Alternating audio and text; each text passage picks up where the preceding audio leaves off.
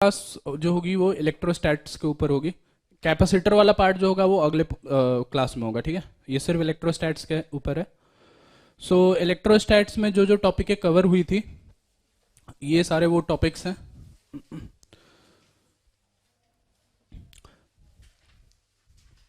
सबसे पहले charge charge और उसकी प्रॉपर्टीज। चार्ज क्या होता है ये हमने डिस्कस किया था। चार्ज, उसके टाइप्स क्या होते हैं और उसकी प्रॉपर्टीज। जैसे कि चार्ज जो है इनवेरिएंट होता है, चार्ज जो है क्वांटाइज्ड होता है, और फिर चार्ज तभी तुमको देखने को मिलेगा जब नंबर ऑफ इलेक्ट्रॉन्स और नंबर ऑफ प्रोटॉन्स किसी बॉडी में अनइक्वल होगा, ठीक है। ज़्यादा नंबर ऑफ इलेक्ट्रॉन्स होंगे तो निगेटिव चार्ज होगा, ज़्यादा नंबर ऑफ प्रोटॉन्स होंगे तो पॉजिटिव चार्ज होगा। और चार्ज जो होगा वो किसके एब्सेंस या प्रेजेंस से हम लोग देखते हैं? इलेक्ट्रॉन के प्रेजेंस या एब्सेंस से देखते हैं या प्रोटॉन्स के प्रेजेंस या एब्सेंस से देखते हैं? इलेक्ट्रॉन्स के प्रेजेंस से देखते हैं। बॉडी या किसी भी एलिमेंट में से इलेक्ट्रॉन निकालना काफ़ी आसान है और प्रोटॉन निकालना जो काफ़ी डिफिकल्ट है। तो सारी चीज़ें जो हैं वो इलेक्ट्रॉन से रिलेटेड है, ठीक है। सो उसके बाद methods of charging. Methods of charging में 6 टाइप्स बताए थे मैंने। एक तो था तुम्हारा कंडक्शन मेथड, कंडक्टिंग वायर के थ्रू। दूसरा जो था वो फ्रिक्शन मेथड था। तीसरा जो था तुम्हारा ये इंडक्शन मेथड था। फिर चौथा मेथड फोटो इलेक्ट्रिक इफेक्ट। पांचवा मेथड थर्मोआयनिक एमिशन। और लास्ट जो था वो तुम्हारा था फील्ड एमिशन। तो ये 6 टाइप के तुम्हारे चार्जिंग के मेथड्स थे। उसके बाद कूलम्स लॉ और उसकी properties. Coulomb's law gravitational force की तरह ही है, लेकिन ये रिपल्सिव और अट्रैक्टिव दोनों हो सकता है। लॉन्ग रेंज फोर्स है और वेक्टर है, वेक्टर के सारे लॉस फॉलो कर सकता है, सुपरपोजिशन प्रिंसिपल, ये सारी कहानी इसमें बेसिकली चलती है। कूलम लॉ की एक खास बात, कूलम लॉ सिर्फ और सिर्फ पॉइंट चार्जेस के लिए वैलिड है। वो 3D बॉडीज के लिए वैलिड नहीं होता, लेकिन 3D बॉडी में हम लोग वैलिड करवा लेते हैं बॉडी के सिमेट्री के हेल्प से। जैसे मान लो अगर यहाँ पे एक स्फीयर है और इस पॉइंट पे तुमको इलेक्ट्रिक फील्ड या फोर्स निकालना है, तो इस स्फीयर को मान सकते हैं कि ये सेंटर पर रखा हुआ है चार्ज इसका, और फिर KQ/R² यहाँ पे लगा सकते हैं फील्ड निकालने के लिए या फोर्स निकालने के लिए। सो सिमेट्री का यूज करके यहाँ पे कूलम्स लॉ लगाया जाता है, बट कूलम्स लॉ वैलिड है सिर्फ पॉइंट चार्जेस के लिए। सो एनीवे, उसके बाद इलेक्ट्रिक फील्ड और फील्ड के फॉर्मूलेस। जो जितने भी इलेक्ट्रिक फील्ड हमने निकाले थे, चाहे वो पॉइंट चार्ज हो, चाहे वो रिंग हो, डिस्क हो, स्फीयर हो, सॉलिड स्फीयर, हॉलो स्फीयर, अंदर हो या बाहर हो। फिर उसके बाद लाइन चार्ज में इन्फिनिटी लाइन चार्ज, फिर सीट, इन्फिनिटी सीट। तो ऐसे करके काफ़ी सारे हैं यहाँ पे इलेक्ट्रिक फील्ड्स। वो सारे इलेक्ट्रिक फील्ड के फॉर्मूलेज यहाँ पे तुमको याद रखने हैं। वैसे ही सेम चीज़ है इलेक्ट्रिक पोटेंशियल के साथ भी। इलेक्ट्रिक पोटेंशियल जो है और उसमें भी सारे ऑब्जेक्ट्स की वजह से इलेक्ट्रिक मतलब उसका फॉर्मूला। अब जब तुम पोटेंशियल कैलकुलेट करना स्टार्ट करते हो तो 2 ऑब्जेक्ट्स ऐसे हैं जिसमें पोटेंशियल का डायरेक्ट फॉर्मूला नहीं है। एक है तुम्हारा लाइन चार्ज या फिर वायर, और दूसरा है तुम्हारा सीट। लाइन चार्ज और सीट में हमेशा पोटेंशियल डिफरेंस देखते हैं हम लोग, उसमें कभी भी डायरेक्ट फॉर्मूला नहीं लगता। जैसे पोटेंशियल का कॉन्सेप्ट सबको पता ही है कि रेफरेंस पॉइंट पहले एक डिफाइन किया जाता है और उसी के रिस्पेक्ट में पोटेंशियल को हम लोग कैलकुलेट करते हैं। यूजुअली वो रेफरेंस पॉइंट इन्फिनिटी पे होता है, लेकिन लाइन चार्ज और सीट में तुम इन्फिनिटी पे भी ले लोगे तब भी कैलकुलेट नहीं कर पाओगे। तो उन दोनों के लिए हमेशा फॉर्मूला जो यूज होगा वो -E.dr से होगा। इंटीग्रेट करना पड़ेगा तुमको, ठीक है, दोनों केस के लिए। इस पे सवाल भी हैं, करेंगे हम अभी आगे, लेकिन ये चीजें बस ध्यान रखनी है, डायरेक्ट फॉर्मूला नहीं है इन दोनों में। फिर इक्विपोटेंशियल सरफेस की बात। ऐसा सरफेस जिसपे पोटेंशियल जो हर जगह पे सेम होता है, इलेक्ट्रिक फील्ड उसके परपेंडिकुलर डायरेक्शन में होता है। सरफेस के डायरेक्शन में कोई भी इलेक्ट्रिक फील्ड नहीं होता है यहाँ पे। सो 2 इक्विपोटेंशियल सरफेस का पोटेंशियल अलग अलग हो सकता है, लेकिन एक इक्विपोटेंशियल के सारे पॉइंट्स पे पोटेंशियल सेम ही रहेगा। ये इन दोनों के बीच में बेसिकली डिफरेंस है। तो ये है फिर तुम्हारा relation between field and potential. फिर इलेक्ट्रिक पोटेंशियल एनर्जी फिर हम लोगों ने सिस्टम ऑफ चार्जेस के लिए भी निकाला था, और फिर उसका सेल्फ एनर्जी वाला कॉन्सेप्ट भी देखा था। तो ये पोटेंशियल एनर्जी क्या होता है, सेल्फ एनर्जी क्या होता है, इसको भी एक्सप्लेन किया था मैंने। इन्फिनिटी से एक एक करके चार्ज जमा करते जाओ, तो वर्क डन जो करना पड़ेगा तुम्हें, वही work done electric potential energy कहलाता है। ठीक है, तो वही वाली चीज यहाँ पे भी फॉलो होगी। अब सेल्फ एनर्जी में हॉलो स्फीयर और सॉलिड स्फीयर, इसका सेल्फ एनर्जी तुमको यहाँ पे याद रहना चाहिए। हॉलो स्फीयर का सेल्फ एनर्जी होता है KQ²/2R, और सॉलिड स्फीयर का होता है 3/5 KQ²/R। सो इन दोनों का याद रहना चाहिए, बाकी की सेल्फ एनर्जी जो है वो तुम क्वेश्चन के हिसाब से कैलकुलेट करते हो। ठीक है, इलेक्ट्रिक पोटेंशियल एनर्जी को निकालने का एक सिंपल तरीका ये भी है कि चार्ज इंटू वहां का पोटेंशियल मल्टीप्लाई कर दो directly, Q/V। So change in potential energy अगर निकालना है तो Q into change in potential, इससे भी डायरेक्टली जा सकते हो। सो यहां तक की चीजें जो तुमने यहां पे अभी तक पढ़ी है, इस पॉइंट से लेकर के इस पॉइंट तक, पोटेंशियल एनर्जी तक, ये बिल्कुल ग्रेविटेशन से मैच करता है। ग्रेविटेशन में जो जो चीजें पढ़ी थी वही सेम चीज यहां पे है। जी की जगह पे K है, M की जगह पे Q है, R तो R है ही। बस डिफरेंस इतना है कि यहां पर अट्रैक्टिव और रिपल्सिव दोनों हो सकता है, वहां पे सिर्फ अट्रैक्टिव हुआ करता था। तो क्वेश्चंस भी मैच करेंगे, जो ग्रेविटेशन में तुमने क्वेश्चंस किए हैं वही सेम क्वेश्चंस इन टॉपिक्स पे भी बनाए जा सकते हैं। ये भी देखेंगे हम लोग, काफी सारे क्वेश्चन मैच करेंगे यहाँ पे। फिर अगला नंबर आता है तुम्हारा इलेक्ट्रिक डायपोल का, उसका फील्ड और उसका पोटेंशियल का फॉर्मूला, उसका एक्सियल लाइन पे, उसके इक्वेटोरियल लाइन पर। फिर डायपोल को कंपोनेंट में ब्रेक करके फिर हम लोगों ने निकाला था ये किसी भी जनरल पॉइंट पर, वो वाले सारे कॉन्सेप्ट्स यहाँ पे चलेंगे। ठीक है, फिर डायपोल को डाला था एक्सटर्नल फील्ड में। एक्सटर्नल फील्ड में डालने के बाद उस पर टॉर्क कैलकुलेट किया था, पोटेंशियल एनर्जी कैलकुलेट किया था। टॉर्क का फॉर्मूला आया था P×E, पोटेंशियल एनर्जी का फॉर्मूला आया था -P.E। तो ये एक्सटर्नल फील्ड में डालने पे आता है। बहुत लोग इसको कंफ्यूज करते हैं, P और E दोनों खुद को ही, मतलब खुद का ही मल्टीप्लाई कर देते हैं, क्रॉस भी और डॉट भी। इलेक्ट्रिक फील्ड वो खुद का नहीं है, इलेक्ट्रिक फील्ड बाहर वाले का है। इसमें SHM का कंडीशन भी आता है, याद करो। SHM का टाइम पीरियड भी निकाला था हम लोगों ने कि डायपोल को हल्का सा वाइब्रेट करके छोड़ दो तो वो एंगुलर SHM करने लगता है अपने सेंटर ऑफ मास के अबाउट। तो ये वाले पार्ट्स में एक्सटर्नल फील्ड वाला पार्ट है बेसिकली ये। सो ये पहला पार्ट था इलेक्ट्रोस्टैट्स का। जो दूसरा पार्ट था वो था इलेक्ट्रिक लाइंस ऑफ फोर्स और कंडक्टर से related. So electric lines of force वही बेसिकली डेफिनेशन वही है। ये है तुम्हारे इमेजिनरी लाइंस जिसके टेंजेंट पर अगर तुम मान लो, जिसके किसी भी पॉइंट पे अगर टेंजेंट ड्रॉ करते हो तो उस टेंजेंट के डायरेक्शन में इलेक्ट्रिक फील्ड का डायरेक्शन होता है।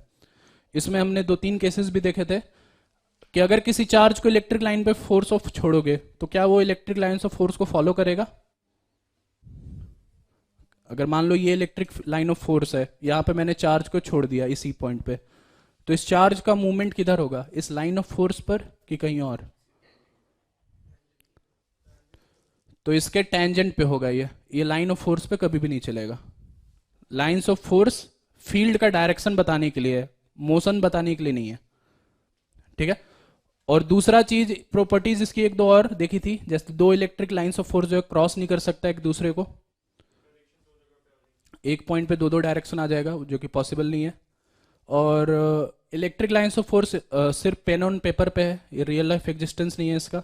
इलेक्ट्रिक लाइंस ऑफ फोर्स हम लोग इस वजह से पढ़ते हैं ताकि इलेक्ट्रिक फील्ड का कैलकुलेशन कर सके गॉस लॉ के हेल्प से। ये 2-3 चीजें जो थी जो हमने यहाँ पे कवर किया था इसके बारे में। उसी से रिलेटेड था electric flux, number of lines crossing any area, यही होता है इलेक्ट्रिक फ्लक्स।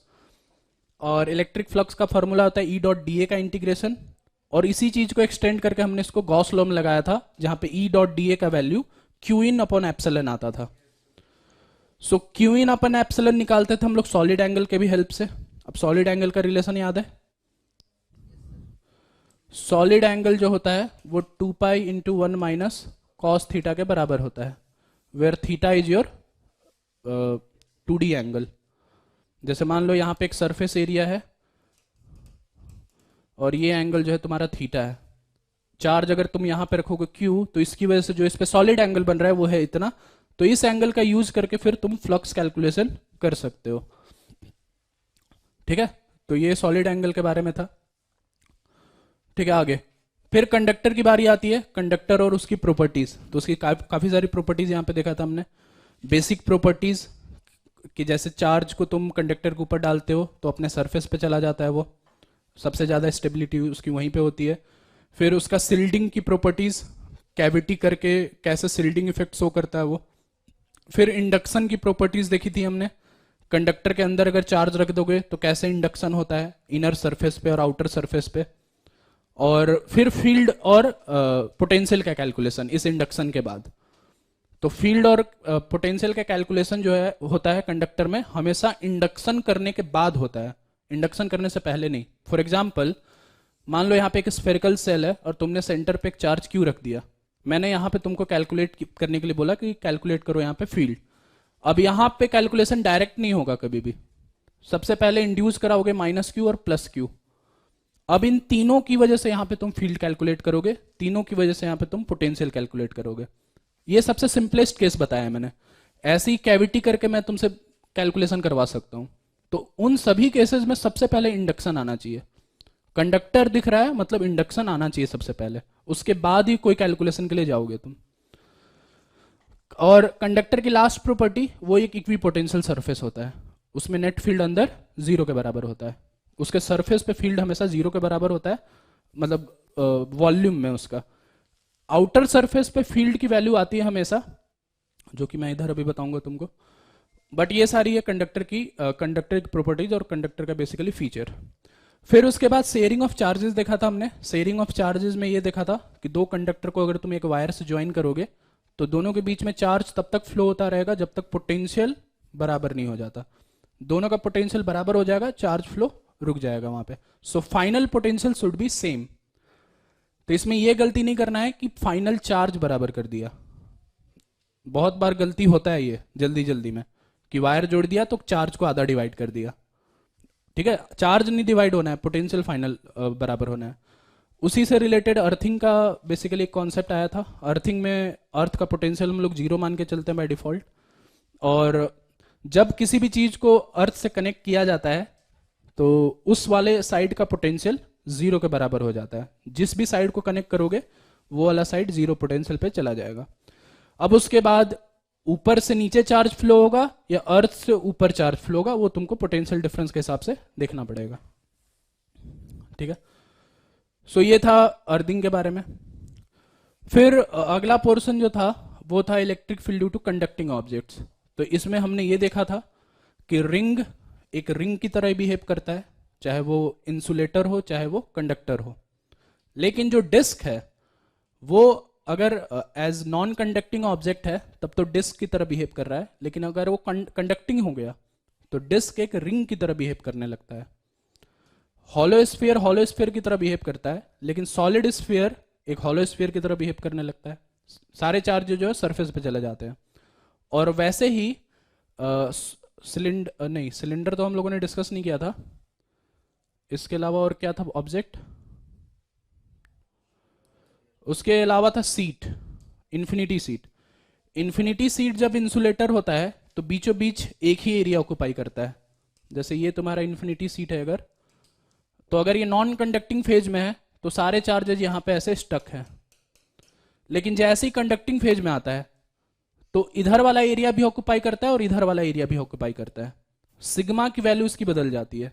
सिग्मा की वैल्यू इसकी हो जाती है Q upon 2a। Non conducting phase में सिग्मा की वैल्यू होती है क्यू बाई ए। तो इन्फिनिटी सीट की वजह से फॉर्मूला तो नहीं बदलता चार्ज के हिसाब से। इलेक्ट्रिक फील्ड का फॉर्मूला अभी भी क्यू बाई 2a एप्सिलॉन ही रहता है दोनों केस में। लेकिन सिग्मा की वैल्यू बदलने की वजह से इसमें फॉर्मूला रहता है तुम्हारा सिग्मा अपॉन 2 एप्सिलॉन और इस वाले में फॉर्मूला रहता है सिग्मा अपॉन एप्सिलॉन। सिग्मा के टर्म्स में बस फॉर्मूला बदलता है, क्यू के टर्म्स में नहीं बदलता, सिर्फ सिग्मा के टर्म्स में बदलता है क्योंकि एरिया जो है डबल ऑक्यूपाई करता है अब। तो ये 3 केसेस थे जो हमने कंडक्टिंग ऑब्जेक्ट से देखे थे यहां पे। So ultimately coming to the last point, electric field on surface of conductor. अगर यहाँ पे एक कंडक्टर है, इसके सरफेस पर इलेक्ट्रिक फील्ड देखे तो वो सरफेस पे इलेक्ट्रिक फील्ड हमेशा परपेंडिकुलर डायरेक्शन में होता है जिसकी वैल्यू होती है सिग्मा अपॉन एप्सिलॉन। और किसी भी पॉइंट पर इलेक्ट्रिक प्रेशर की वैल्यू निकालोगे तो वो होगा सिग्मा स्क्वायर अपन 2 एप्सिलॉन। ये दो फॉर्मूले जो हैं जो तुमको इसमें याद रखना है, ये सिर्फ और सिर्फ कंडक्टर के लिए वैलिड है, ये नॉन कंडक्टिंग के लिए वैलिड नहीं है। फिर लास्ट में ये तुम्हारा सीबीएसई का पार्ट है बेसिकली, वेंडी ग्राफ जनरेटर और कोरोना डिस्चार्ज। तो वेंडी ग्राफ जनरेटर का वर्किंग ये तुमको पता होना चाहिए, वो शेयरिंग ऑफ चार्जेस के ऊपर बेस्ड है। वेंडी ग्राफ जनरेटर में ये होता है कि एक अंदर का स्फीयर एक बाहर के स्फीयर के साथ अगर कनेक्ट किया जाए तो अंदर का चार्ज बाहर की तरफ फ्लो कर जाता है। ये वाला केस हमने देखा था, इन दोनों को अगर जोड़ोगे वायर से, पोटेंशियल बराबर हो जाता है दोनों का, तो अंदर वाला चार्ज बाहर फ्लो कर जाता है। मीन्स यहाँ पे जीरो चार्ज होगा और यहाँ पे Q1 प्लस Q2 चार्ज हो जाएगा। इसी प्रॉपर्टी के ऊपर तुम्हारा वेंडी ग्राफ जनरेटर बेस्ड है। और जो कोरोना डिस्चार्ज है, कोरोना डिस्चार्ज बेसिकली ये फिनोमेना है कि अगर कोई ऐसे सरफेस पे चार्ज डाला जाए जिसका एरिया बहुत ही कम है, नेग्लिजिबल है, तो इलेक्ट्रिक फील्ड की वैल्यू उस पॉइंट पे बहुत ज्यादा हो जाती है। जैसे एग्जांपल के तौर पे अगर मैं एक यहाँ पे निडल लूं, निडल, निडल का मतलब सुई जो होता है, तो सुई के ऊपर अगर मैं यहाँ पे चार्ज रखूं तो इस पॉइंट की वजह से यहाँ पे जो इलेक्ट्रिक फील्ड आएगा वो इलेक्ट्रिक फील्ड की वैल्यू बहुत बड़ी होगी। सिग्मा जो है यहाँ पे वो क्यू अपन एरिया है, एरिया इज वेरी स्मॉल, तो एरिया बहुत छोटा है तो यहाँ का इलेक्ट्रिक फील्ड बहुत ही बड़ा होगा। तो इलेक्ट्रिक फील्ड ज्यादा होने की वजह से कभी कभी क्या होता है, जो एयर के मॉलिक्यूल्स जो होते हैं वो ब्रेक कर जाते हैं, डिसोसिएट हो जाते हैं। तो डिसोसिएशन होने की वजह से यहाँ पे स्पार्क देखने को मिलता है अपने को। यही फिनोमेना जो है तुम्हारा कोरोना डिस्चार्ज होता है। निडल पे चार्ज दे दोगे तो आसपास का जो सरफेस है वो लाइट करने लगेगा अलग अलग मतलब कलर से, तो उस फिनोमेना का हम लोग कोरोना डिस्चार्ज बोलते हैं। तो ये भी एक इलेक्ट्रिक प्रेशर का ही या इलेक्ट्रिक फील्ड का ही एप्लीकेशन है तुम्हारा। सो ओवरऑल यही है तुम्हारा इलेक्ट्रोस्टैट्स का सिलेबस। सो कुछ डाउट है तो बताओ, नहीं तो क्वेश्चन सॉल्व करना स्टार्ट करते हैं। पेपर सबके पास है, तुम लोगों को प्रैक्टिस पेपर भेज दिया मैंने।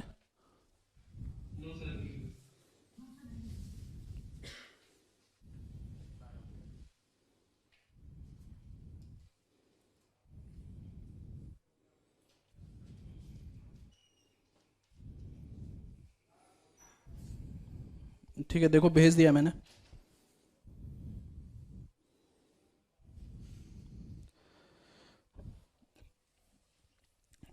ठीक है, तो इसमें करो क्वेश्चन नंबर 1 to 10 पहले।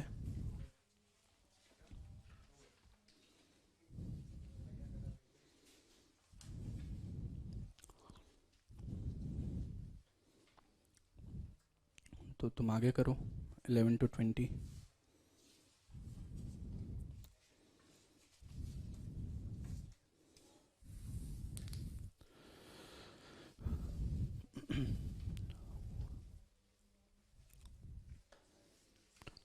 तुम लोगों ने कैमरा बंद कर लिया,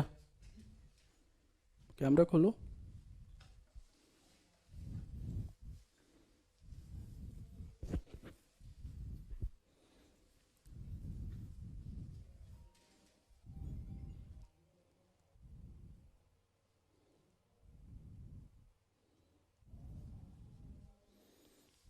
एक मिनट।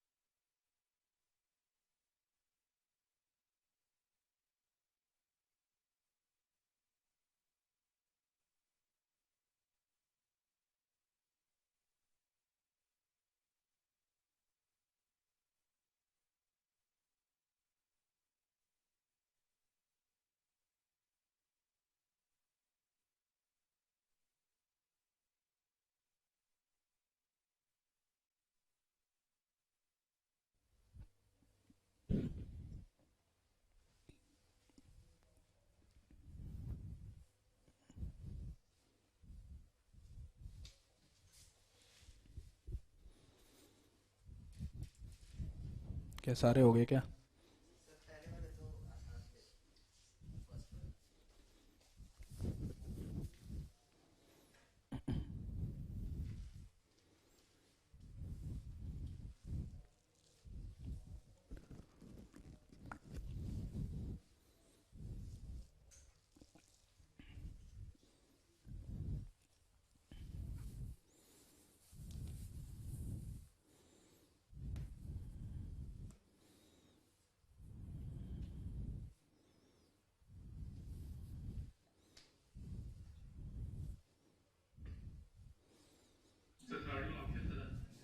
हम्म।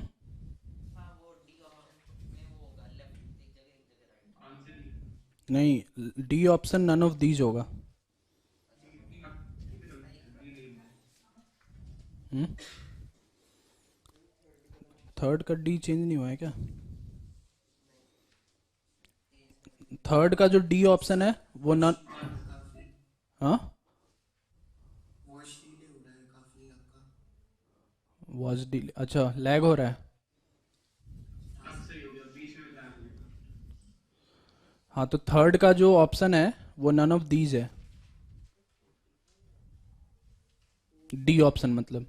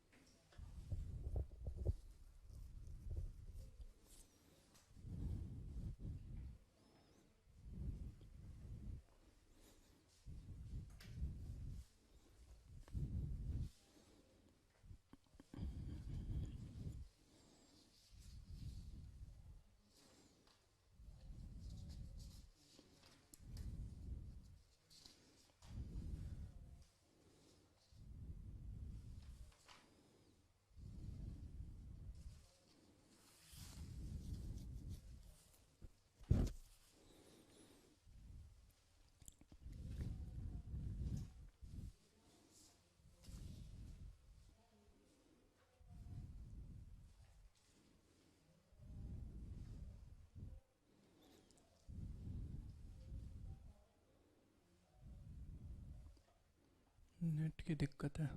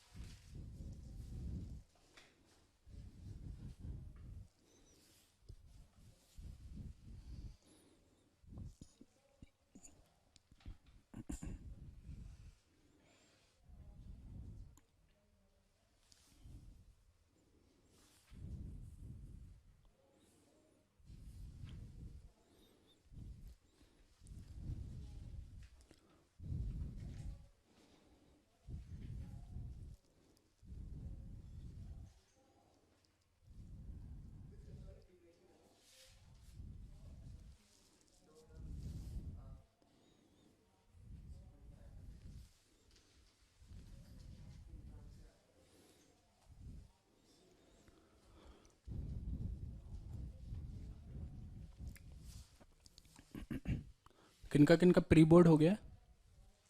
हो गया कंप्लीट? हम्म। नहीं हुआ है। नहीं, तुम्हारा नहीं हुआ ना? तुम लोग में से किसी का प्री बोर्ड हो गया है क्या स्कूल में? सर। अच्छा। नो सर नहीं है।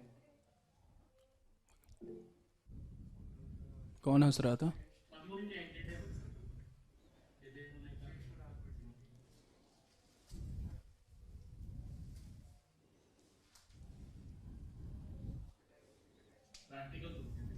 प्रैक्टिकल्स हुए हैं अभी तक? अच्छा, होंगे। हम्म?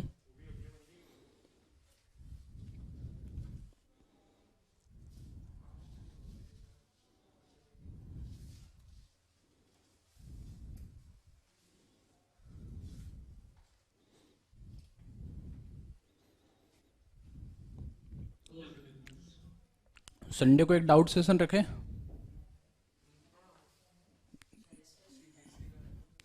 वो 2 बजे से है।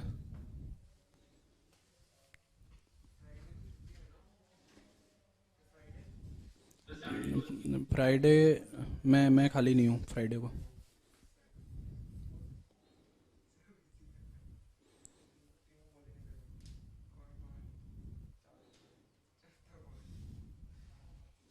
अपना 10 तक ही हुआ था ना डिस्कस, टेस्ट पेपर। उसके बाद नहीं हुआ ना अभी तक। रखते हैं, एक तो रखते हैं कम से कम। या कल, नहीं कल, कल तो नहीं हो पाएगा।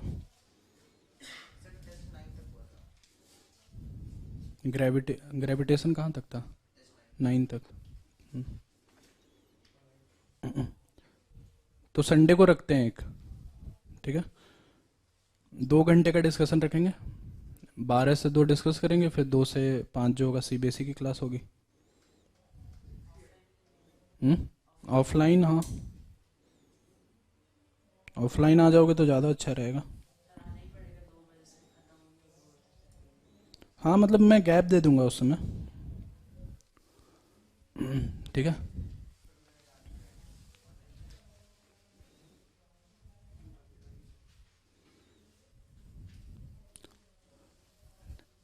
ठीक है ना। मैं तुमको नोटिफिकेशन भिजवा दूंगा फिर 12 से 2।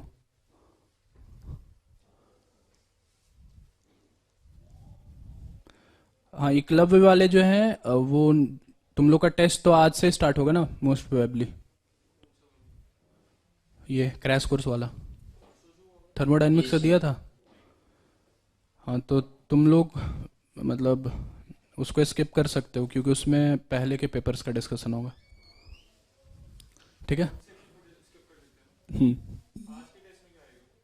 हाँ हाँ, आज के टेस्ट में तो आज जो भी करोगे वही आएगा, इलेक्ट्रोस्टैट्स।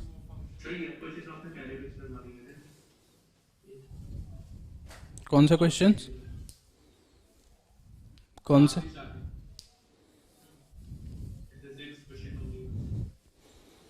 तो अच्छी बात है, फिर तो टॉपिक अच्छा है ना तुम्हारा। अगर ये सारे क्वेश्चंस तुमने किए हुए हैं या हो जा रहे हैं अभी फटाफट, इसका मतलब ये टॉपिक अच्छा है तुम्हारा। तो यही तो रिवीजन का एक पर्पस ये भी तो है। रिवीजन में मीन्स सारी क्वेश्चंस नए हों ऐसा जरूरी नहीं है ना।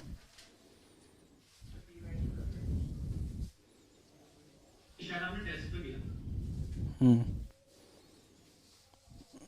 नहीं नहीं, सारे तो नहीं होंगे सेम।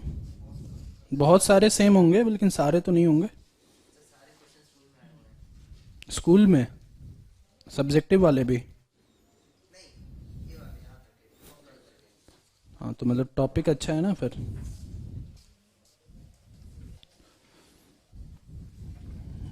सबसे हो जा रहे हैं क्या?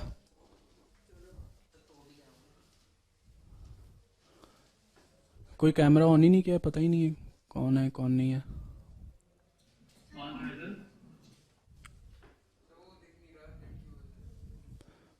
बस सिर्फ तुम्हारा। सर चालू पे तो ऑन है। अक्षित तुम्हारा भी नहीं दिख रहा है, मीन्स कैमरा, मीन्स तुम हो कि नहीं हो, क्या हो। म्यूट करके लोग बैठे हुए हैं कि क्या है, कुछ पता नहीं चल रहा है ना।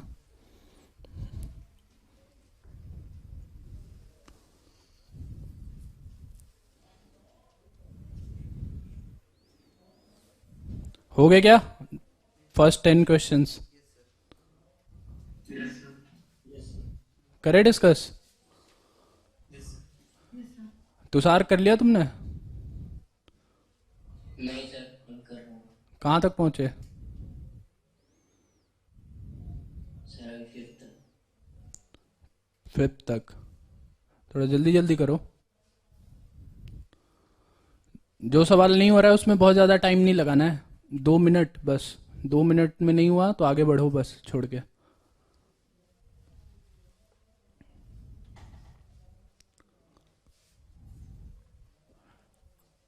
आज कौन? अनन्या, तुमसे हुआ?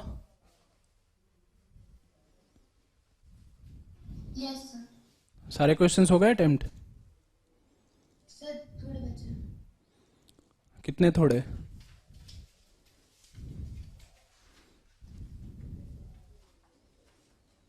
दस में से 10 हो कि 10 में से 6? सर 2 बचे हैं। अच्छा। श्रेष्ठ त्यागी, यस सर। हो गया अटेम्प्ट तुमसे? सर 8th कर रहा हूँ, बस लास्ट के 2 रहते हैं। कर रहे हो कि तुक्के मार रहे हो? नहीं सर, कर ही रहा हूँ।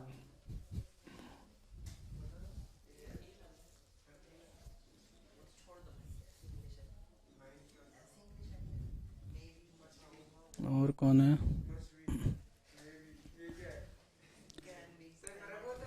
हाँ अमित, हो गए तुमसे?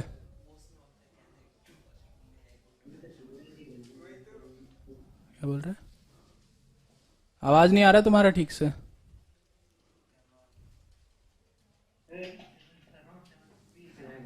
अच्छा, यस।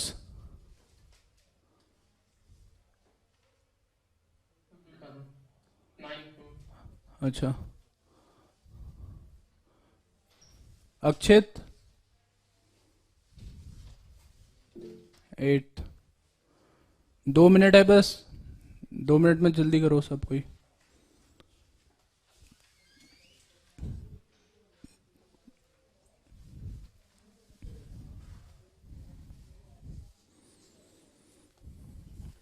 हो गए? हो गए? हाँ जी भाटिया जी बताइए। हो गए? हो गए? कितने हुए? हाँ 4 ही हुए?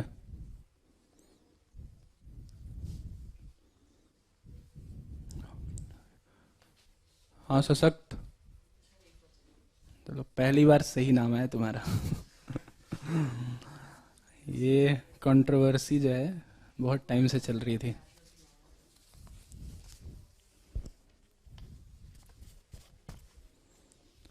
चलो डिस्कस करते हैं।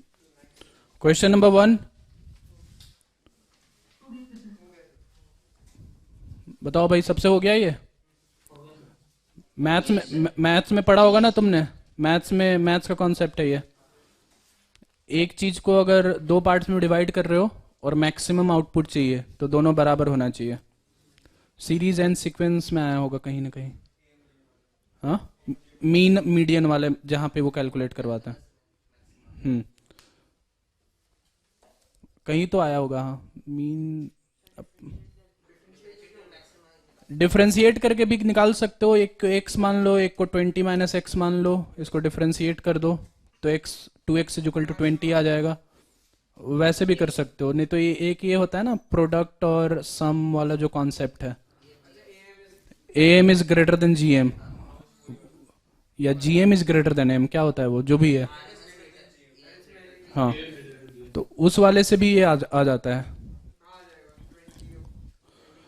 और सबसे फंडामेंटल या बेसिक मेथड जो है वो ये है कि ये जो फैक्टर है, इस फैक्टर को डिफरेंशिएट करो। इसको लिख लो 20x - x², इसको डिफरेंशिएट करो। ठीक है, इस चीज को मैक्सिमाइज करना है ना अपने को। इसको मान लो कुछ p को मैक्सिमाइज करना है, मीन्स dp/dx निकालो और उसको 0 के बराबर कर दो। तो इसका डिफरेंशिएशन 20, इसका डिफरेंशिएशन 2x = 0। सो इसका मतलब x = 10। डिफरेंशिएट करने पे x = 10 आ जाएगा, यही तुम्हारा आंसर होगा। 10 10 में डिवाइड होना चाहिए। या दूसरा चीज, एक एक करके मल्टीप्लाई करके चेक कर सकते हो, जो मैक्सिमम आएगा वो वाला टिक कर दोगे। 15 × 5 75, 12 × 8 96, 40 × 20 800/9। सब 100 से कम ही है, ऐसे भी देख सकते हो।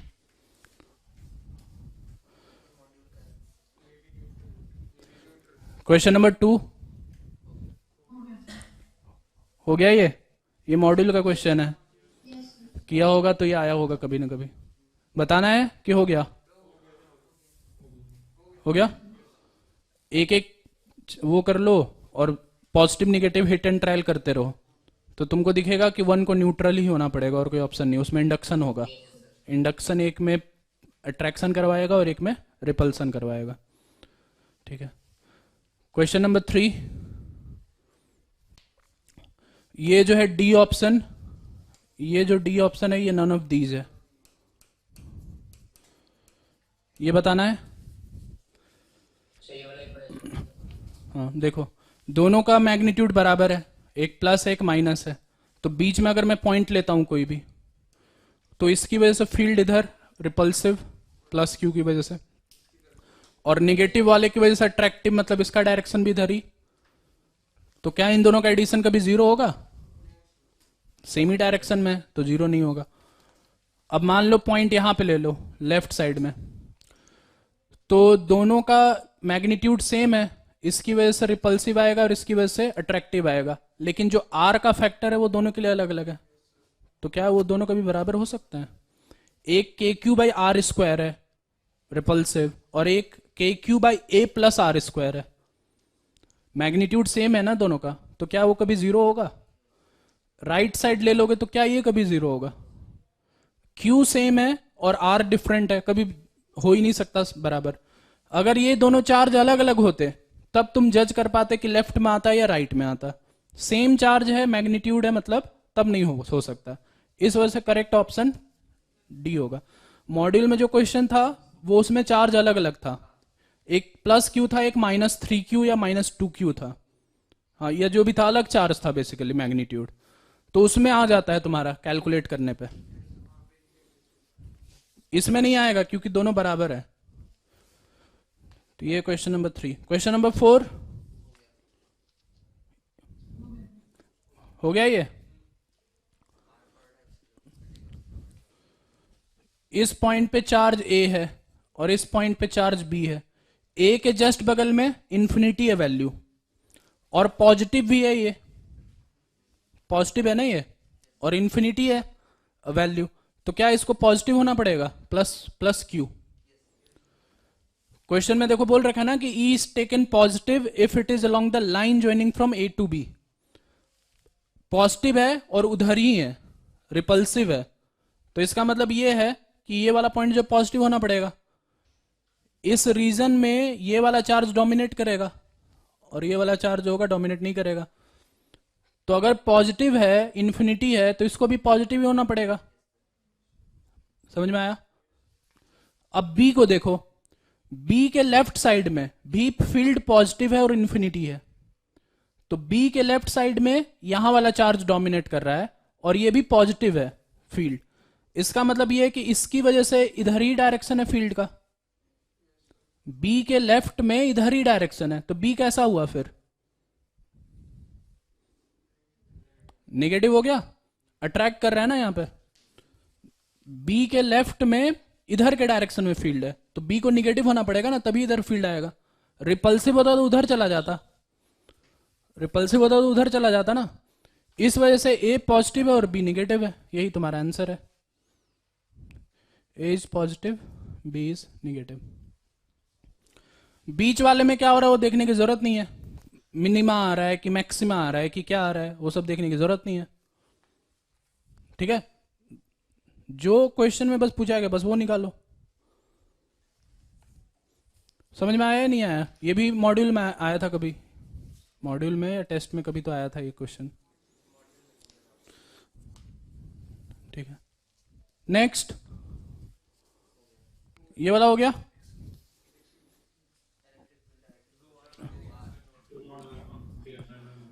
हाँ ये हो गया, हो गया। एक स्फीयर है जिसमें तुम्हारा जो डेंसिटी है रो नॉट आर स्क्वायर के बराबर है। R is the distance from the centre. तो तुमसे पूछा गया कि कोई अगर डिस्टेंस एक्स लिया जाए तो उस पॉइंट पे इलेक्ट्रिक फील्ड क्या होगा। यहां पे कोई एक पॉइंट लिया है, सो इस पे निकालने के लिए अपने को एलिमेंट्स की जरूरत पड़ेगी। सो यहां से जाओ कुछ आर पे और एक छोटा सा हॉलो स्फीयर कंसिडर कर लो। सो इस हॉलो स्फीयर की वजह से इस पॉइंट पे फील्ड लिखो। तो इस हॉलो स्फीयर की वजह से इस पॉइंट पे फील्ड कितना होगा, k into D Q by X square का इंटीग्रेशन, और डी क्यू की वैल्यू कितनी होगी, रो यहां का that is rho naught R square into इसका तुम्हारा वो वॉल्यूम, इसका वॉल्यूम होता है 4 pi R square D R by X square. ये जाएगा 0 से x, 0 से x तक वाले सारे तुम यहां पे एलिमेंट्स ले लोगे, x से बाहर वाले जो एलिमेंट्स हैं उनकी वजह से इस पॉइंट पे फील्ड 0 है। इस पॉइंट से जो बाहर वाला एलिमेंट है उसके लिए ये पॉइंट अंदर आ जाएगा, हॉलो स्फीयर में अंदर वो 0 होता है, तो इस वजह से ये 0 से x तक जाएगा सिर्फ। तो यहां पे कौन सा फैक्टर है, r raise to power 4 dr, मतलब r रेज़ टू पावर 5 आएगा, और नीचे x स्क्वायर है, तो 5 में से 2 हटा दो, x क्यूब बचेगा, ये आंसर हो जाएगा। कौन सा क्वेश्चन है, सिक्स्थ में बोला गया है कि for a infinite line of charge having charge density lambda lying along x axis, the work done in moving charge q from C to A along arc CA is, so यहाँ पे एक line charge है और यहां से यहां ऐसे जाया जा रहा है, ये पॉइंट A है और ये पॉइंट C है, और इसके सामने एक पॉइंट B दे रखा है, इन दोनों के बीच में डिस्टेंस जो है वो A है। तो वर्क डन जो होगा वो चेंज इन पोटेंशियल एनर्जी से भी कैलकुलेट कर सकते हैं, क्योंकि change in potential energy is work done, दोनों तरफ से चलता है वो। तो अगर हम देखें यहां पे work done C to A, तो ये वर्क डन बाय एक्सटर्नल है ना, मीन्स UA माइनस UC हो जाएगा, ये फाइनल माइनस इनिशियल। अब जो C पॉइंट है इसको ऐसे लिख सकते हैं Q into VA minus VC। अब जो C पॉइंट का पोटेंशियल है क्या वही पोटेंशियल B पॉइंट का भी है, सेम लाइन पे है, क्योंकि इसकी वजह से जो इलेक्ट्रिक फील्ड का डायरेक्शन है ये ऐसे होता है, परपेंडिकुलर होता है अपने लाइन से, होता है ना। तो अगर परपेंडिकुलर है तो C और B जो है इक्वी पोटेंशियल लाइन पे हो गया, मतलब B और C का पोटेंशियल सेम ही है, तो इसको मैं लिख सकता हूं VA माइनस VB, ठीक है, VA माइनस VB लिख सकते हैं। अब लाइन चार्ज है, A और B का पोटेंशियल डिफरेंस निकालना है अपने को, तो इलेक्ट्रिक फील्ड वाला रिलेशन यूज कर लो, तो ये क्या हो जाएगा, E dot dr minus sign के साथ, और लिमिट कहां से कहां तक जाएगा, कहां से कहां तक, ये 2A से लेकर के A तक, बस फाइनल और इनिशियल, इनिशियल से फाइनल। लिमिट में यहां पे डाल दो E की वैल्यू जो कि होता है 2k लैम्डा अपॉन R, और उसको इंटीग्रेट कर लो, आंसर मिल जाएगा। सो ये हो जाएगा Q, और ये हो जाएगा 2k lambda by R dr 2A से A, ये इंटीग्रेशन करोगे तो ln का फैक्टर आ जाएगा, ln में निगेटिव डालोगे, पहले लिमिट डाल देना,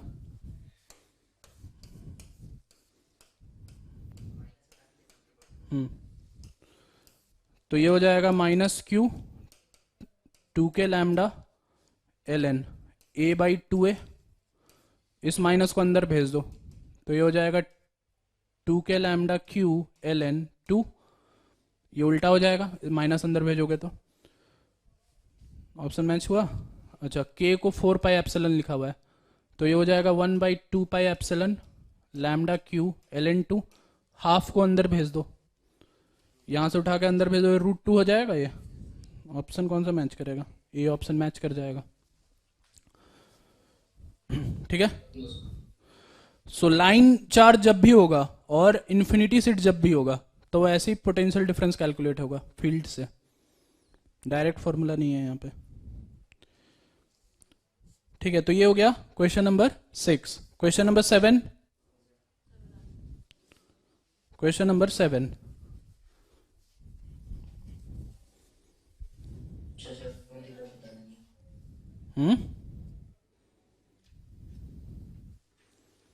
ये हटाऊं मैं? सो क्वेश्चन नंबर 7 में बोला कि two short electric dipoles are placed as shown in the figure, the energy of electric interaction between this dipoles will be. तो energy interaction, so energy interaction का मतलब ये हुआ कि पोटेंशियल एनर्जी पूछा जा रहा है। तो एक डायपोल यहां पे है P2 और एक डायपोल यहां पे है P1, ये एंगल थीटा है, ठीक है। तो इसकी वजह से इस पे अगर हम पोटेंशियल एनर्जी लिखना चाहें तो वो पोटेंशियल एनर्जी जो होगा माइनस P डॉट ई के बराबर होगा, where P is your electric dipole moment and E is your electric field. तो इसकी वजह से इस पॉइंट पे फील्ड लिखो और उसका डॉट प्रोडक्ट लो। अब फील्ड लिखने के लिए क्या कर सकते हैं, इसको कंपोनेंट में ब्रेक कर सकते हैं। ये वाला कंपोनेंट हो जाएगा P2 cos थीटा, ये वाला कंपोनेंट हो जाएगा P2 sin थीटा। सो इसकी वजह से फील्ड इसी डायरेक्शन में आएगा, एक्सियल रीजन पे क्योंकि, और इसकी वजह से फील्ड जो आएगा यहां पे आएगा क्योंकि ये इक्विटोरियल वाले लाइन पे है इस वाले के लिए। तो इन दोनों में किसका डॉट प्रोडक्ट मिलेगा तुमको? ये वाले का डॉट प्रोडक्ट हट गया क्योंकि इन दोनों के बीच में एंगल 90 डिग्री है, cos 90 0। सिर्फ इस वाले का डॉट प्रोडक्ट इसके साथ होगा, तो ये वाला P2 cos थीटा है, इसका मतलब ये हो जाएगा माइनस P2 cos थीटा, एक मिनट, माइनस P1 डॉट इसकी वजह से electric field that is 2k P2 cos theta upon R cube. 2kp by R cube होता है एक्सियल लाइन पर, तो वही वाला डाल दिया इधर। इसका मतलब ये हो जाएगा तुम्हारा minus 2k P1 P2 cos theta by R cube, option B हो जाएगा।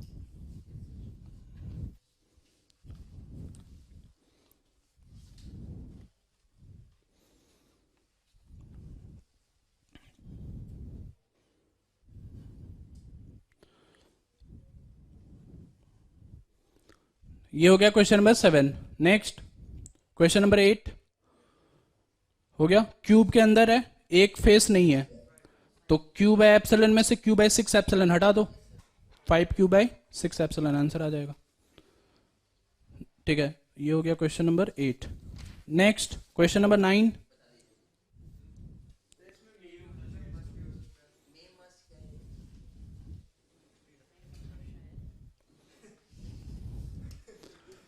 सो क्वेश्चन नंबर 9 में बोला गया कि net charge given to a solid insulating sphere, insulating sphere है। सो यहां पे एक स्फीयर है और यहां पे कुछ इस पे चार्ज दे रखा है। डिस्ट्रीब्यूशन के बारे में पता नहीं है, यूनिफॉर्म है या नॉन यूनिफॉर्म, कुछ भी हो सकता है। तो must be distributed uniformly in its volume, ये तो गलत हो गया क्योंकि डिस्ट्रीब्यूशन के बारे में कुछ बोल ही नहीं रखा, तो मस्ट तो बोल ही नहीं सकते ना। मे बी डिस्ट्रीब्यूटेड यूनिफॉर्मली, ये पॉसिबिलिटी है। सरफेस पे भी हो सकता है मे बी, लेकिन सी वाले में मस्ट बी डिस्ट्रीब्यूटेड यूनिफॉर्मली, ये भी गलत हो गया, मस्ट क्योंकि आ गया। इंसुलेटिंग है ना, क्योंकि कंडक्टिंग होता तो यूनिफॉर्म डिस्ट्रीब्यूशन होता, लेकिन इंसुलेटिंग है ये। और last option, the distribution will depend upon whether other charges are present और नॉट।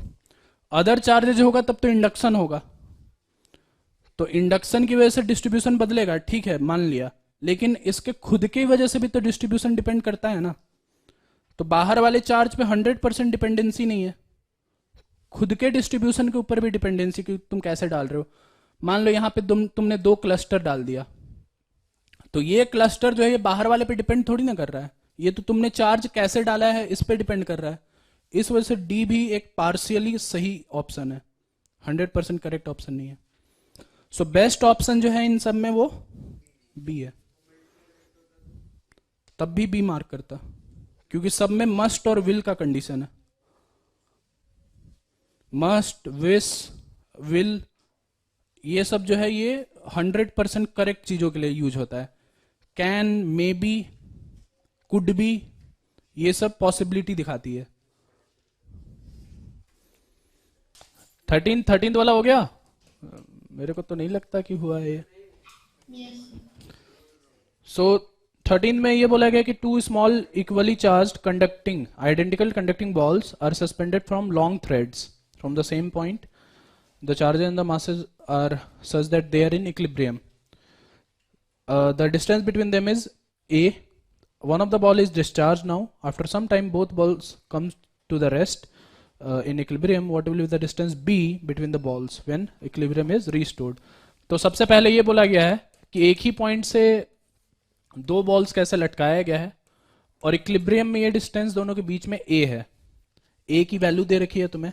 दोनों पे चार्ज सेम है q और q. ठीक है, तो a की वैल्यू यहां से निकाली जा सकता है. ये इनमें रिलेशन यहां पे निकाला जा सकता है. ये एंगल थीटा मान लो, तो यहां पे टेंशन T लग रहा है, यहां पे KQ square by A square लग रहा है कूलम फोर्स, और यहां पे mg लग रहा है. तो ये थीटा है तो ये वाला भी थीटा है. तो क्या T cos थीटा mg के बराबर है और T sin थीटा इसके बराबर है? तो यहां पे रिलेशन क्या बनेगा? T cos theta is equal to mg and T sin theta is equal to KQ square by A square. सबसे पहला इक्वेशन ये बनेगा.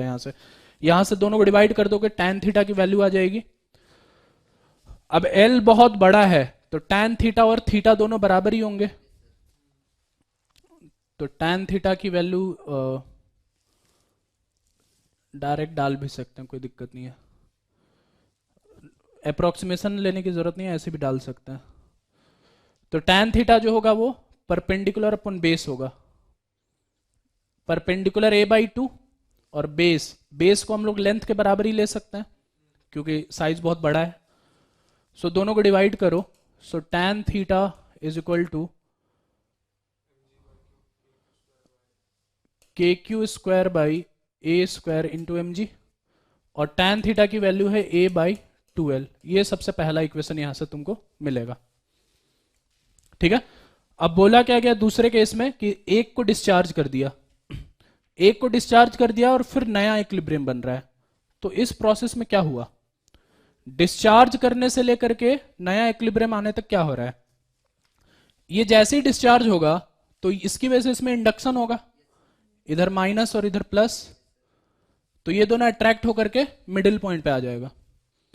तो मिडिल पॉइंट पे आ जाएगा, दोनों टच होने लगेगा. टच होने लगेगा तो चार्ज का शेयरिंग होगा. तो दोनों आइडेंटिकल बॉल्स हैं तो चार्ज इक्वली डिवाइड हो जाएगा दोनों में. तो एक में Q/2 और दूसरे में भी Q/2 आ जाएगा. तो Q/2 आते फिर से रिपल्सन होगा और रिपल्सन होकर के दोनों दूर हो जाएगा.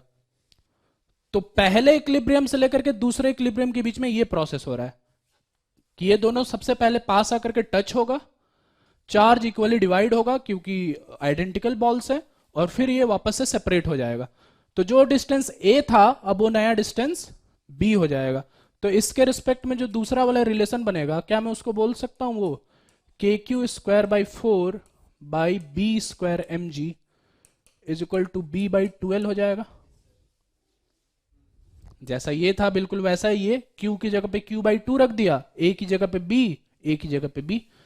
दोनों इक्वेशन को डिवाइड कर लो, दोनों इक्वेशन को डिवाइड कर लो, B और A में एक रिलेशन आ जाएगा, वहां से तुमको आंसर मिल जाएगा, क्वेश्चन सॉल्व हो जाएगा.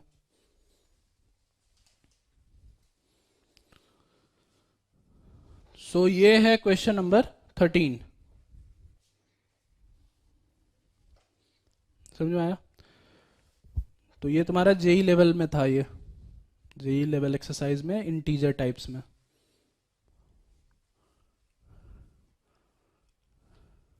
यही सेम क्वेश्चन.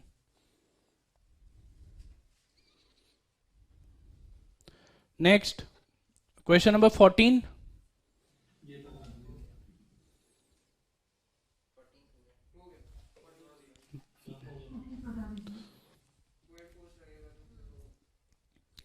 तो 14th वाला भी इसी के जैसा ही है, ज्यादा कुछ डिफरेंट नहीं है, बस एक एक्स्ट्रा फोर्स बायंसी फोर्स बस जुड़ जाएगा इसमें.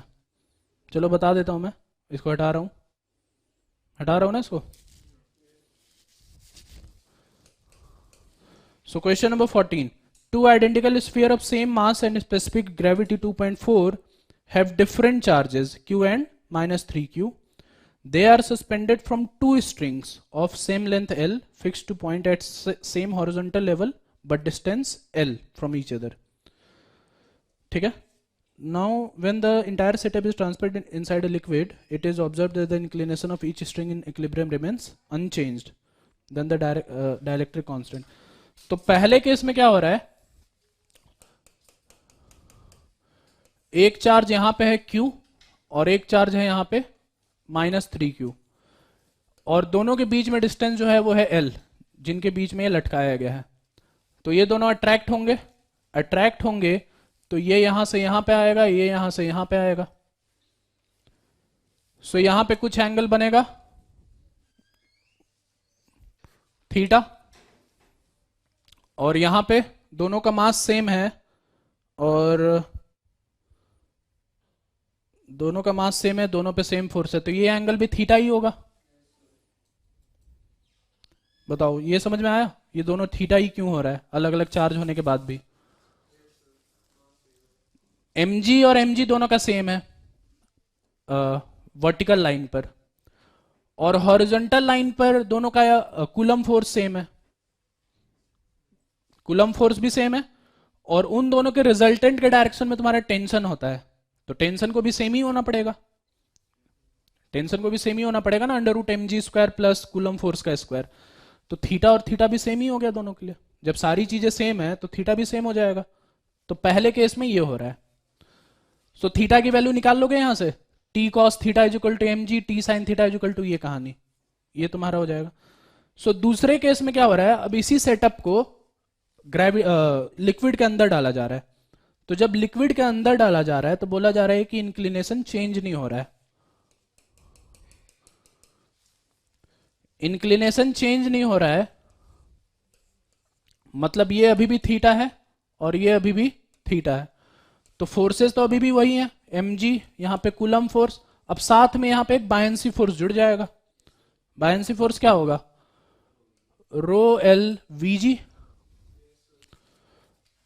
तो इक्वेशन में क्या चेंजेज आएंगे, बस यहां पे बस इस डायरेक्शन में चेंज आएगा इक्वेशन का. t cos theta plus ρVg is equal to mg और t sin theta is equal to electrostatic force. तो बस t cos थीटा वाले में चेंज आएगा. दो इक्वेशन तुमको मिल गए. अब पूछा क्या गया है, डाइलेक्ट्रिक कांस्टेंट ऑफ लिक्विड, मतलब रो की वैल्यू पूछी गई है तुमसे, रो की वैल्यू पूछी गई है ना. अच्छा हाँ, इलेक्ट्रिक फील्ड की वैल्यू बदल जाएगी. ओके हाँ, इलेक्ट्रिक फील्ड में k का फैक्टर आ जाएगा. तो cos थीटा की वैल्यू या tan थीटा की वैल्यू उधर से निकाल के तुमको इसमें डालना होगा. तो इक्वेशन में लिख देता हूं यहां पे, t cos theta is equal to mg, t sin theta is equal to 1/4 pi epsilon 3q square by कुछ a स्क्वायर. ये इसका इक्वेशन होगा.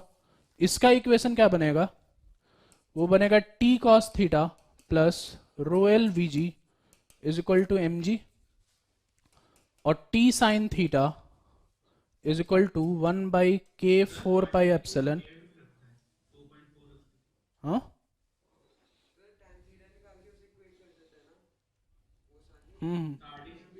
वही मैं बता रहा हूं. ठीक है, दूसरा वाला इक्वेशन जो होगा ये होगा, और पहला वाला जो इक्वेशन होगा ये होगा. यहां पे t की जगह पे बस t डैश और t डैश होगा.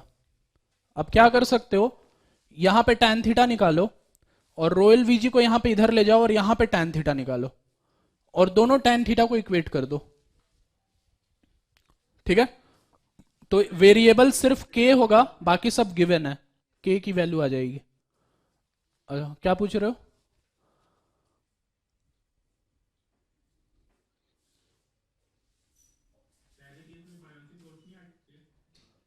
पहले केस में बायंसी किसकी वजह से?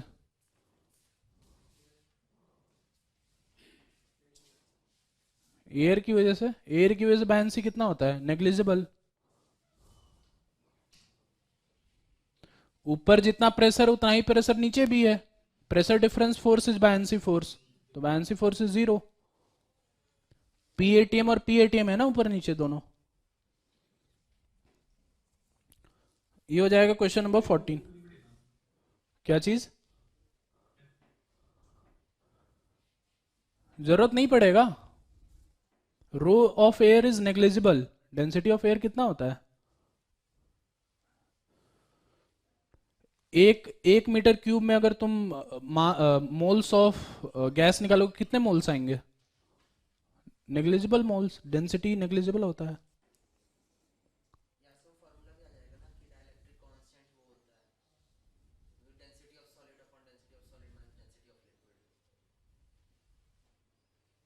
नहीं, वो तो रिलेटिव एक्सपेंशन में यूज होता है।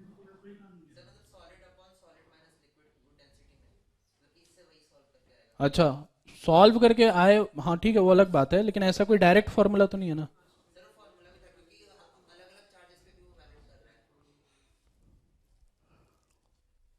कोई डायरेक्ट फॉर्मूला नहीं है ऐसा।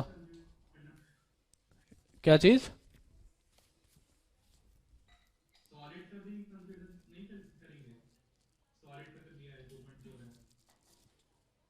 वो स्पेसिफिक ग्रेविटी है ना वो। तो mg जब लिखोगे तो रो vg लिखना पड़ेगा ना तुम्हें। Rho of object into v into G. तो रो ऑफ एल जब डिवाइड करोगे तो डिवीजन में एडजस्ट हो जाएगा वहां पे।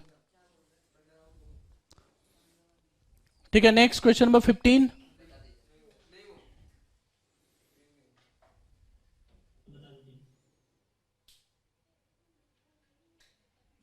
ई डॉट डी आर से करना है इसको भी।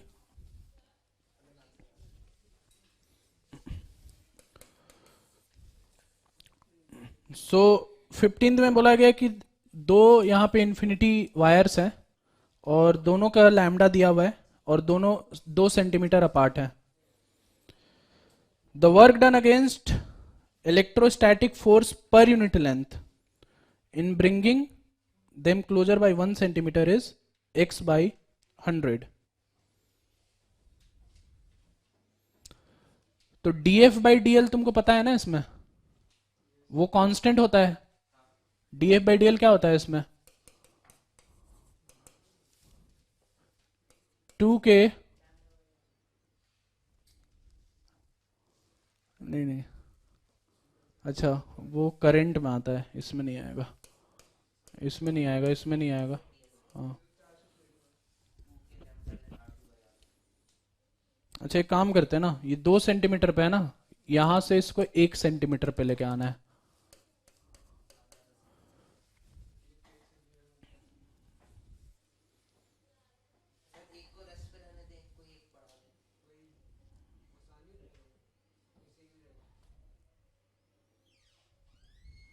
दोनों को एक साथ आगे बढ़ाया जा रहा है।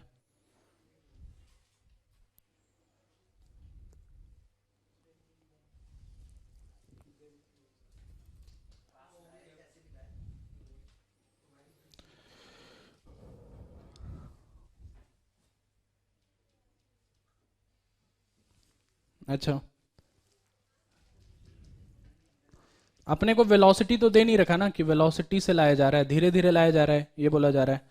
तो किसी एक पे अगर हम फोर्स देखें, मान लो इसकी वजह से इस पे हम फोर्स देखें, तो इसके छोटे से एलिमेंट dl पर कितना फोर्स लग रहा है इधर?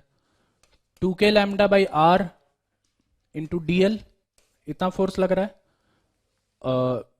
ये हो गया चार्ज, ये फील्ड इंटू इस dl एलिमेंट का चार्ज जो कि होगा लैम्डा dl, इतना फोर्स लग रहा है इस पे। इसकी वजह से इलेक्ट्रिक फील्ड इंटू इसका चार्ज।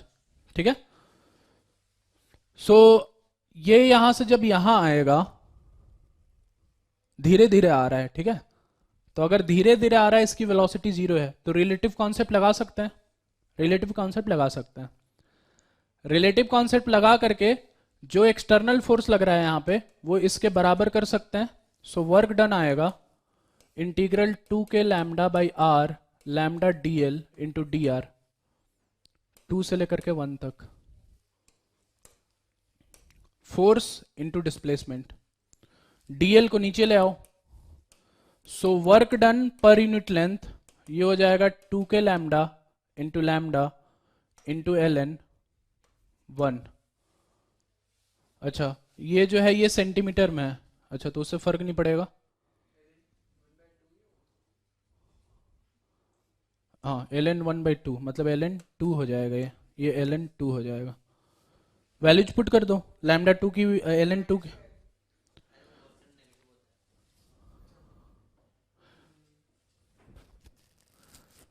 सो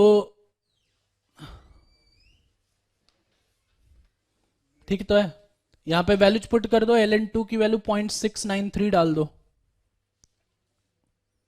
आंसर मिल जाएगा। 9 इंटू 10⁻⁹ और ये है 9 इंटू 10⁻⁻16। हाँ,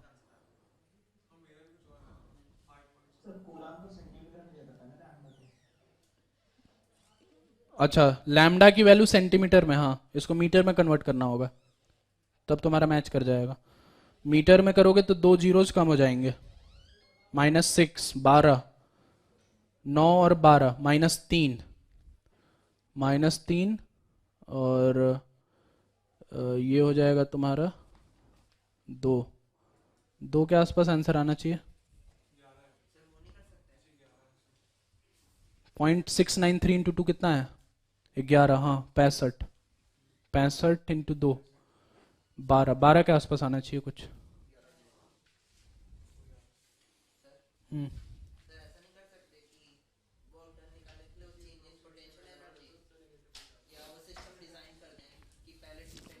तो ये वही है ना, E.dr, पोटेंशियल इंटू चार्ज, वही तो है।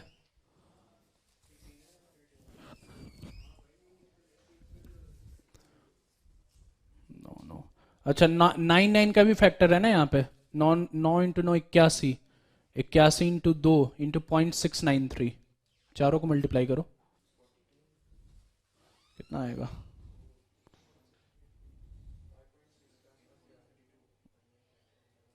इक्यासी इंटू 2 इंटू 0.693, हाँ आ तो रहा है 11, सही है। 11 नियरेस्ट इंटीजर आ जाएगा इससे, ठीक है। सो ये हो जाएगा क्वेश्चन नंबर 15, ठीक है। कैसे किया समझ में आया ना? फोर्स लिखा है, फोर्स इंटू डिस्प्लेसमेंट किया है, ठीक है। आगे अटेम्प्ट किया है 16th,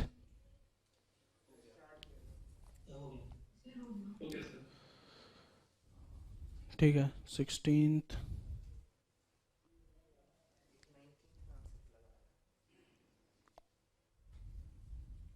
इलेक्ट्रिक फील्ड निकालना है, इंटीग्रेट करना पड़ेगा तुम्हें, वायर की वजह से निकालना है तुम्हें, या फिर अगर फॉर्मूला याद है तो θ1 और θ2 की वैल्यू पुट करो, हो जाएगा ना। ये तो डायरेक्ट फॉर्मूला है, या तो इंटीग्रेशन से निकालो या k λ/r sin θ1 plus sin θ2 करो, ठीक है। cos थीटा वाला टर्म तो कट जाएगा यहाँ पे, हाँ cos थीटा वाला टर्म कट जाएगा, वो सिमेट्रिक होकर के कट जाएगा, सिर्फ sin थीटा वाला टर्म, परपेंडिकुलर वाला टर्म बचेगा। cos θ1 माइनस cos θ2 वाला टर्म कट जाएगा इसमें, डायरेक्ट फॉर्मूले के ऊपर क्वेश्चन है ये, ठीक है। 16 हो गया, ठीक है। 17 से आगे अटेम्प्ट करो। हम्म,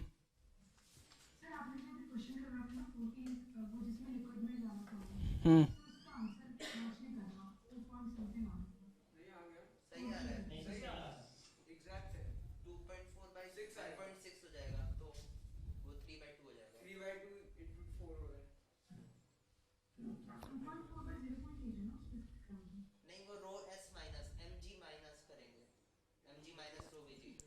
एम दूसरे वाले इक्वेशन में mg माइनस रोएल वीजी है ना साथ में। अब रोएल की वैल्यू अगर डालनी है, नहीं तो रोएल की भी स्पेसिफिक ग्रेविटी दे रखी है ना तुम्हें 0.8, हाँ तो रो ये वाटर के रिस्पेक्ट में है सब, वाटर की डेंसिटी जो है 1000 kg पर मीटर क्यूब होता है, तो रो ऑफ ऑब्जेक्ट जब डालोगे तो उसमें वैल्यू पुट होगा 2.5 इंटू 10⁻³ रो की वैल्यू, और रो ऑफ लिक्विड जाएगा 0.8 इंटू 10⁻³ तो आ जाना चाहिए। ठीक है, तो 17 से लेकर के आगे जहां तक अटेम्प्ट हो पा रहा है करो। तो टाइम निकल गया।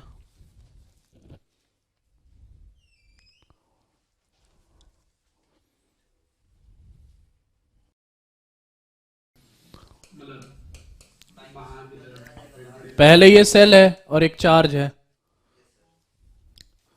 सो पोटेंशियल डिफरेंस कैसे निकाला तुमने, इस पॉइंट पर और इस पॉइंट पर?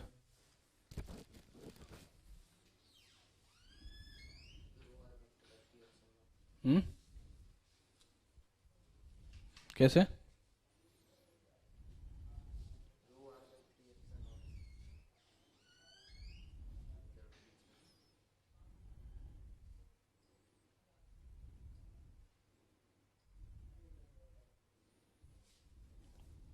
रो आर बाई 3 एप्सिलॉन। ये सॉलिड स्फीयर थोड़ी ना है। अच्छा, ये अंदर सॉलिड कंडक्टर है। एक मिनट। हाँ, तो अंदर यहाँ पे सॉलिड कंडक्टर है, इस पे प्लस चार्ज क्यू है और इस पॉइंट पे अपने को पोटेंशियल, इन दोनों के बीच में पोटेंशियल डिफरेंस चाहिए। कैसे निकाला? यही है ना सवाल। सॉलिड कंडक्टर और एक सेल है। So potential difference between the surface of the solid sphere and outer surface of hollow shell. अच्छा, सो पोटेंशियल डिफरेंस जो चाहिए अपने को, वो इसके सरफेस पर और इस पॉइंट के बीच में चाहिए। तो ये कैसे निकला? सर वो चेंज नहीं होगा ना, क्योंकि दोनों सरफेसेस के चार्ज पे डिपेंड करता है। इसकी वजह से इस पॉइंट पे पोटेंशियल निकालो, इसकी वजह से इस पॉइंट पे पोटेंशियल निकालो। चार्ज एक ही है ना। इसकी वजह से इस पॉइंट पे निकालो, इसकी वजह से इस पॉइंट पे निकालो। ये पॉइंट नंबर 1 है, ये पॉइंट नंबर 2 है। तो potential at point number 1 is K Q by R and potential at point number 2, ठीक है, वो कुछ रेडियस मान लो, कुछ स्मॉल आर रेडियस। ये रेडियस R2 मान लो या स्मॉल आर मान लेते हैं। ये रेडियस जो है स्मॉल आर है और ये वाला रेडियस जो कैपिटल आर है। तो V2 की वैल्यू होगी K Q by small R. Potential difference ये दे रखा है 30। अब दूसरे केस में क्या बोला जा रहा है कि इस पे मैंने चार्ज दे दिया। अब यहां पे प्लस क्यू है और यहां पे -3Q है, ये दे रखा है ना। अब इसमें कैसे निकालेंगे? सेम वही, ये पॉइंट नंबर 1, ये पॉइंट नंबर 2, कैसे निकालेंगे बताओ? अब पॉइंट 1 पे जो पोटेंशियल होगा इसकी वजह से भी होगा और इसकी वजह से भी होगा, दोनों की वजह से होगा। सो V1 की जो वैल्यू होगी वो होगी के क्यू बाई आर और उसकी वजह से होगी -3KQ by small R. Spherical shell तो इक्वी पोटेंशियल होता है, तो ये V1 की वैल्यू हो गई। V2 की वैल्यू क्या होगी? अंदर वाले की वजह से KQ बाई आर और खुद की वजह से -3KQ बाई आर।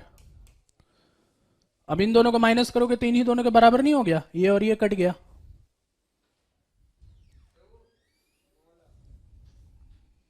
क्या वाला?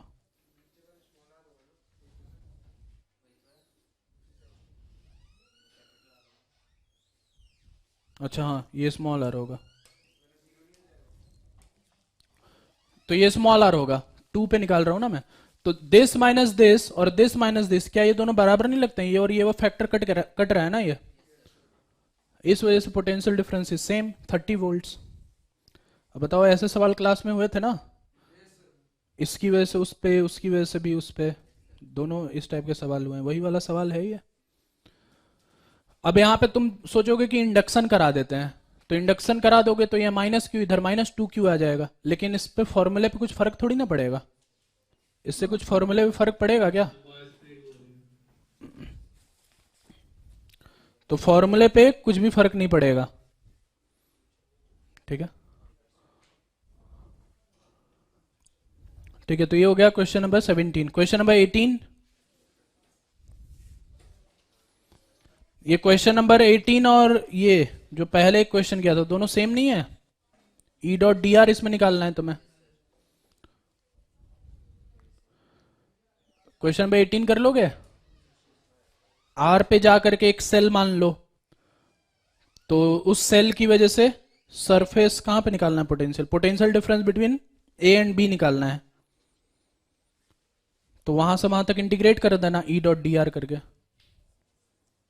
बताओ कर लोगे कि नहीं कर लोगे?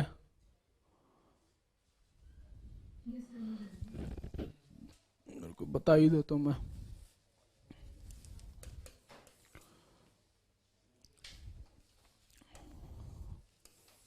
सो ऐसा एक बॉडी है, रेडियस ए से लेकर के बी तक है, ठीक है। So potential difference between A and B निकालना है। सो यहां से जाओ आर पर और एक ये सेल ले लो।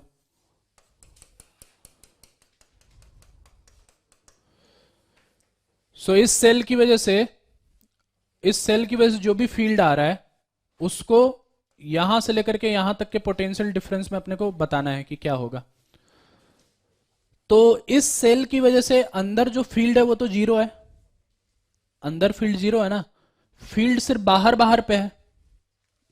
तो बाहर पे फील्ड लिखो और यहां से यहां तक इंटीग्रेट करो, तो दोनों पॉइंट के बीच का पोटेंशियल डिफरेंस पता चल जाएगा। अब कर लेना आगे लिख के डी क्यू बाई आर जो भी है factor R square D R, और वो इंटीग्रेट होगा नीचे से ऊपर तक। ये क्वेश्चन नंबर 18 हो जाएगा। क्वेश्चन नंबर 19,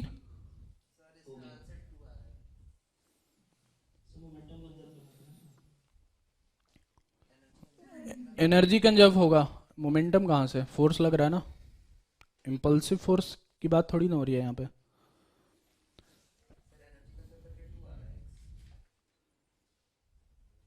क्या एनर्जी कंजर्व किया है, half M V square plus 0 is equal to K Q Q by R. तो 2 कैसे आ गया, 1 आएगा। लेकिन सर जब वो चार्ज पास आएगा तो दूसरा चार्ज भी तो मूव करेगा, वो फिक्स थोड़ी ना है। अच्छा तभी तो मोमेंटम कंजर्व कर रहा था। अच्छा, दूसरा वाला दूर भागेगा, हाँ फिर मोमेंटम भी कंजर्व करना पड़ेगा, हाँ फिक्स नहीं है। 19th वाला क्वेश्चन जो है, एक चार्ज यहां से फायर हुआ है, चार्ज क्यू है, वेलोसिटी वी है, और एक चार्ज जो है यहां पे है, सेम चार्ज है, सेम चार्ज है। तो थोड़ी देर के बाद दोनों के बीच में क्लोजेस्ट डिस्टेंस ऑफ अप्रोच आएगा जब, तो ये जो होगा इसका वेलोसिटी v1 हो जाएगा और इसका वेलोसिटी भी v1 ही हो जाएगा। क्लोजेस्ट डिस्टेंस ऑफ अप्रोच पे रिलेटिव वेलोसिटी 0 होती है इस लाइन पर। तो यहां से यहां के बीच में ये डिस्टेंस r मान लो, एनर्जी कंजर्व कर दो। सबसे पहले v और v1 के बीच में रिलेशन निकालो मोमेंटम कंजर्वेशन से। इनिशियल मोमेंटम इज mv और final momentum is 2mv1, v1 की वैल्यू आ गई।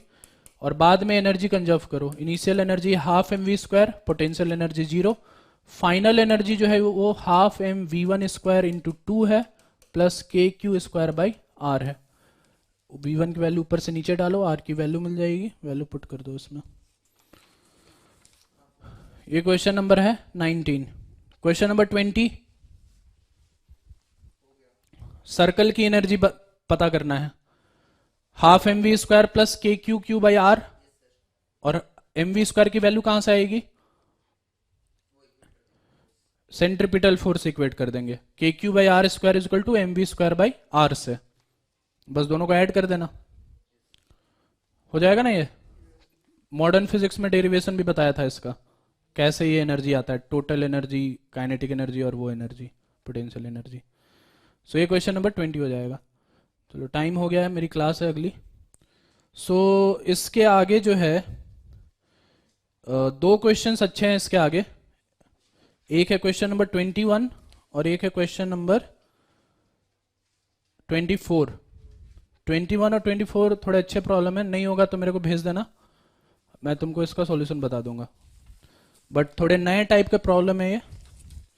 बाकी इसके अलावा जो है बाकी 2-3 क्वेश्चन जो है वो आसान है, फ्लक्स के ऊपर है, फील्ड के ऊपर है, तो उसी में दिमाग लगाओ थोड़ा। ठीक है, तो क्लास यहीं पे एंड करते हैं।